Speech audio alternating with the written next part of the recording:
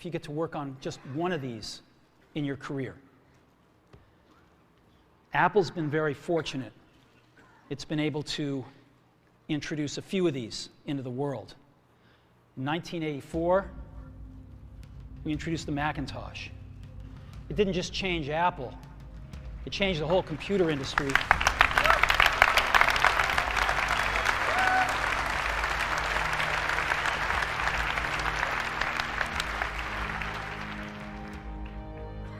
In 2001, we introduced the first iPod.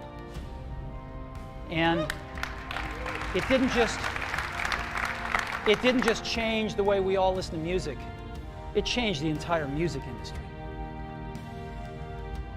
Well, today, we're introducing 3 revolutionary products of this class.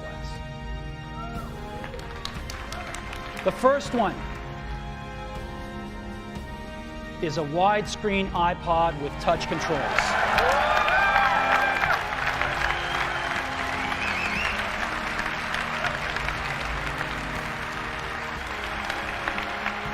The second is a revolutionary mobile phone.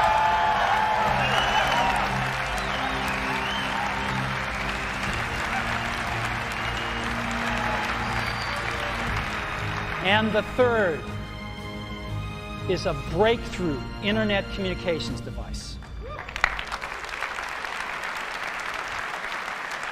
So, 3 things: a widescreen iPod with touch controls, a revolutionary mobile phone, and a breakthrough internet communications device. An iPod, a phone, and an internet communicator. An iPod, a phone. Are you getting it? These are not 3 separate devices. This is one device. And we are calling it iPhone. Today, Apple is going to reinvent the phone. And here it is.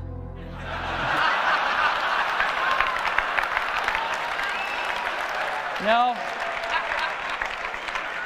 Actually, here it is, but we're going to leave it there for now. So, before we get into it, let me talk about a category of things. The most advanced phones are called smartphones, so they say. And they typically combine a phone plus some email capability, plus they say it's the internet, sort of the baby internet, into one device. And they all have these plastic little keyboards on them. And the problem is that they're not so smart and they're not so easy to use. So if you kind of make a Business School 101 graph of the smart axis and the easy to use axis, regular cell phones are kind of right there. They're not so smart and they're not so easy to use. But smartphones are definitely a little smarter, but they actually are harder to use. They're really complicated. Just for the basic stuff, people have a hard time figuring out how to use them. Well, we don't want to do either one of these things. What we want to do is make a leapfrog product that is way smarter than any mobile device has ever been and super easy to use. This is what iPhone is. Okay? So, we're going to reinvent the phone. Now, we're going to start with a revolutionary user interface. It is the result of years of research and development. And, of course, it's an interplay of hardware and software. Now, why do we need a revolutionary user interface? I mean, here's 4 smartphones, right? Motorola Q, the BlackBerry, Palm Treo, Nokia E62, the usual suspects. And what's wrong with their user interfaces? Well, the problem with them is really sort of in the bottom 40 there. It's this stuff right here. They all have these keyboards that are there whether you need them or not to be there. And they all have these control buttons that are fixed in plastic and are the same for every application. Well, every application wants a slightly different user interface, a slightly optimized set of buttons just for it. And what happens if you think of a great idea 6 months from now? You can't run around and add a button to these things. They're already shipped. So what do? It doesn't work because the buttons and the controls can't change. They can't change for each application, and they can't change down the road if you think of another great idea you want to add to this product. Well, how do you solve this? It turns out we have solved it. We solved it in computers 20 years ago. We solved it with a bitmap screen that could display anything we want, put any user interface up, and a pointing device. We solved it with the mouse, right? We solved this problem. So how are we going to take this to a mobile device? Well, what we're going to do is get rid of all these buttons and just make a giant screen. A giant screen. Now, how are we going to communicate this? We don't want to carry around a mouse, right? So what are we going to do? Oh, a stylus, right? We're going to use a stylus. No. No. Who wants a stylus? You have to get them and put them away and you lose them. Yuck. Nobody wants a stylus. So let's not use a stylus.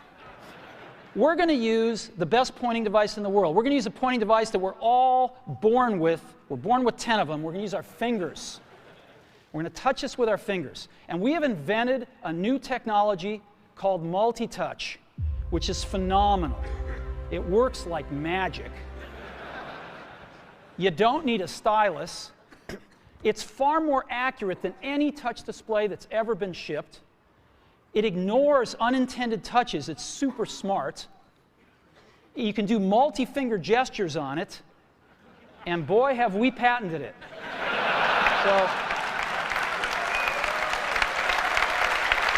So, we've been very lucky to have brought a few revolutionary user interfaces to the market in our time. First was the mouse. The second was the click wheel. And now we're going to bring multi-touch to the market. And each of these revolutionary user interfaces has made possible a revolutionary product. The Mac, the iPod, and now the iPhone.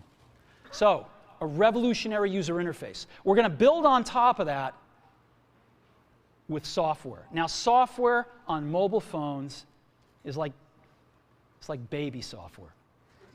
It's not so powerful. And today, we're going to show you a software breakthrough.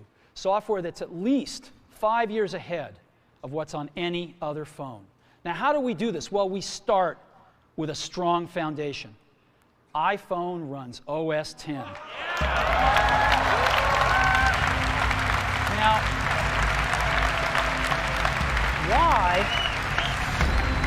why would we want to run such a sophisticated operating system on a mobile device? Well, because it's got everything we need. It's got multitasking. It's got the best networking. It already knows how to power manage. We've been doing this on mobile computers for years. It's got awesome security. And to write apps, it's got everything from Cocoa and the graphics, and it's got core animation built in, and it's got the audio and video that OS X is famous for. It's got all the stuff we want, and it's built right in to iPhone. And that has let us create desktop-class applications and networking, right? Not the crippled stuff that you find on most phones. This is real desktop-class applications. Now, you know, one of the pioneers of our industry, Alan Kay, has had a lot of great quotes throughout the years. And I ran across one of them recently that explains how we look at this, explains why we go about doing things the way we do, because we love software. And here's the quote. People who are really serious about software should make their own hardware.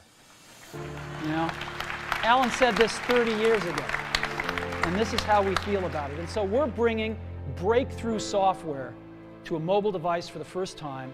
It's 5 years ahead of anything on any other phone.